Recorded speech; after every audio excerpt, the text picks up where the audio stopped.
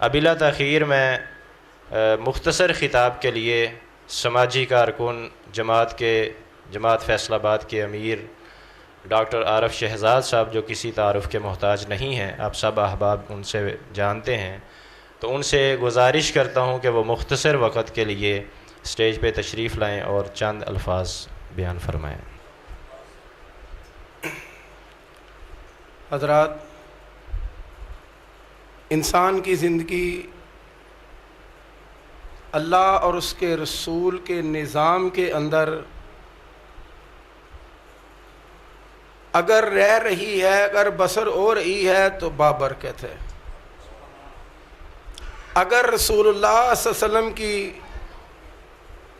मुबारक और बाबरकत ज़िंदगियों के हिस्से से निकल कर ये किसी और तरफ जा रही है तो ये ख़तरनाक अलार्मिंग है, इसके बारे में सोचना चाहिए। अल्लाह रब्बुल इज़्ज़त किताबुल्लाह में इरशाद फरमाते हैं, लक़द कान लकुम फ़ी रसूलिल्लाहि उस्वतुन हसना, तुम्हारे लिए रसूलुल्लाह सल्लल्लाहु अलैहि वसल्लम की ज़िंदगी में बेहतरीन नमूना मौजूद है। अब हमने आका कायनात के हुलिया मुबारक को देखना है कि सर से लेके पाँव तक मेरे नबी का हुलिया मुबारक क्या है, उसे हम इख्तियार करेंगे तो हम मुहम्मदुर रसूलुल्लाह सल्लल्लाहु अलैहि वसल्लम जैसे हैं। उनकी मईशत और मुआशरत कैसी थी, हम उसे इख्तियार करेंगे तो हम रसूलुल्लाह सल्लल्लाहु अलैहि वसल्लम जैसी ज़िंदगी गुजारने वाले हैं। आप सल्लल्लाहु अलैहि वसल्लम का घर के अंदर क्या माहौल था, हम उसको अपनाएंगे तो आप सल्लल्लाहु अलैहि वसल्लम की ज़िंदगी हमारी ज़िंदगी का बेहतरीन नमूना साबित होगी। आप सल्लल्लाहु अलैहि वसल्लम, अब देखिए जन्नत इतनी मुश्किल नहीं है, लेकिन मुश्किल भी है, लेकिन अगर शौक़ पैदा हो जाए तो कोई मुश्किल नहीं रहती। मैं सीरत नबी सल्लल्लाहु अलैहि वसल्लम से एक गोशा आपको बयान करना चाहता हूँ, और वो है लोगों की खिदमत कीजिए। आप अंदाज़ा करें, एक आदमी, अल्लाह के नबी ने फरमाया कि टहनी की वजह से जन्नत में चला गया। टहनी की वजह से, या रसूल, कोई दरख्त की टहनी थी, आने जाने वालों के लिए बायसे तकलीफ बनी थी, उसने काट के फेंक दी, तकलीफ से बचाया, खैर खाही की। अल्लाह के नबी ने फरमाया मैंने उसको जन्नत में मौजें करते हुए देखा। इससे क्या पता चला, आप लोगों के फायदे के लिए काम करें, आप लोगों को नुकसान ना पहुंचाएं, खैर खाही का काम करें। लेकिन अगर आपने नुकसान का काम किया, रिश्तेदारों के लिए नुकसान का काम किया, घर बार के लिए नुकसान का काम किया, लोगों के लिए किसी नुकसान और तकलीफ का सबब बने, फिर क्या मिलेगा। नबी अलैहिस्सलाम ने इरशाद फरमाया, जिस बंदे ने मन नफ़सा के अल्फाज हैं कि जिसने किसी मोमिन से किसी तकलीफ को दूर कर दिया, कुर्बतम मिन कुरब यौमिल क़ियामा, अल्लाह उसके क़यामत की तकलीफ़ों में से कोई एक तकलीफ़ दूर कर दे। खैर खाही के काम।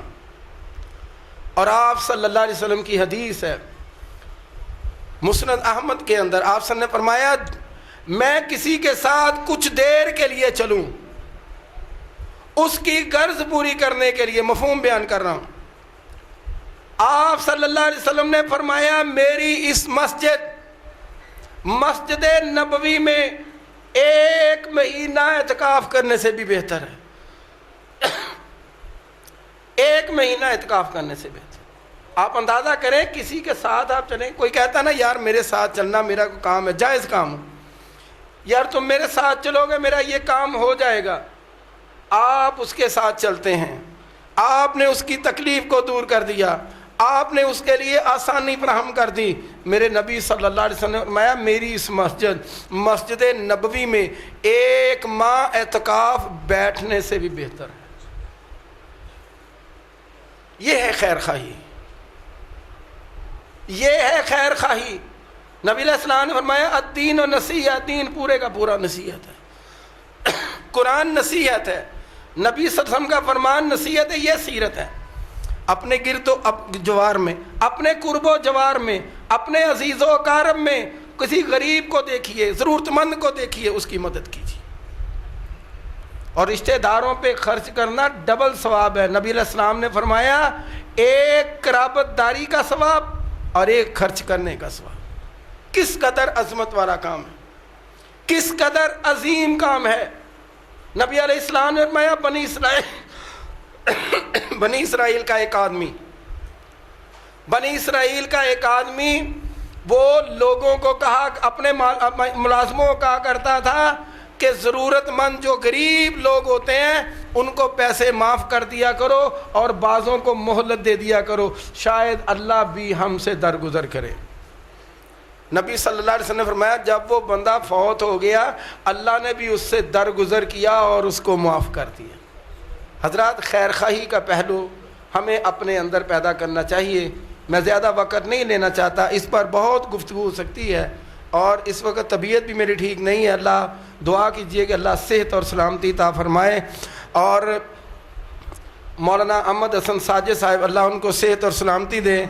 मैं उनका शुक्रिया अदा करता हूँ कि हमारे पास मौजूद हैं, तशरीफ़ लाए हमारी दावत पर। तो अल्लाह तबारक व तआला जगह जगह जाते हैं, इनसे भी दरख्वास्त है हम सब के लिए सफ़र में जाएंगे दुआ करें, अल्लाह तबारक व तआला सबको सेहत और सलामती अता फरमाए। और जो बात मैं कर रहा था मेरे भाइयों, आप एक दूसरे के लिए खैर खाही का सबब बने और कुछ नहीं कर सकते, एक दूसरे के लिए दुआओं का सबब बने। जब आप एक दूसरे के लिए दुआओं का सबब बनेंगे अल्लाह देखेंगे कि बग़ैर किसी मकसद और मफाद के ये बंदा दुआ कर रहा है, अल्लाह आपकी तकलीफ़ें भी दूर कर देंगे और आपकी हाजात पूरी कर देंगे और दूसरे बंदे के लिए भी आपका वजूद, आपकी दुआ खैर व बरकत का सबब बनेगी। अल्लाह रब्बुल इज़्ज़त से दुआ है अल्लाह हमें मिलजुल कर एक दूसरे के साथ तावन की तौफीक अता फरमाए। व आखिरु दावाना अनिल हम्दुलिल्लाहि रब्बिल आलमीन। जज़ाकुमुल्लाहु खैर, बारकल्लाहु फ़ीक। अल्लाहुम्मा इन्ना नस्अलुका सिह्हत वल इफ़्फ़त वल अमानत व हुस्नल खुलुक़। अल्लाह ताला तमाम बीमारों को शिफ़ाए कामिला आजिला नसीब फरमाए। घरों में, हस्पतालों में, जहाँ वहीं भी बैठे हैं, यकीनन ये सरमाया है एक मुसलमान का दुआ करना। और बिला मफाद जो है दुआ, ये वाक़ियतन ही एक बहुत ही अजीम नेकी और इबादत है।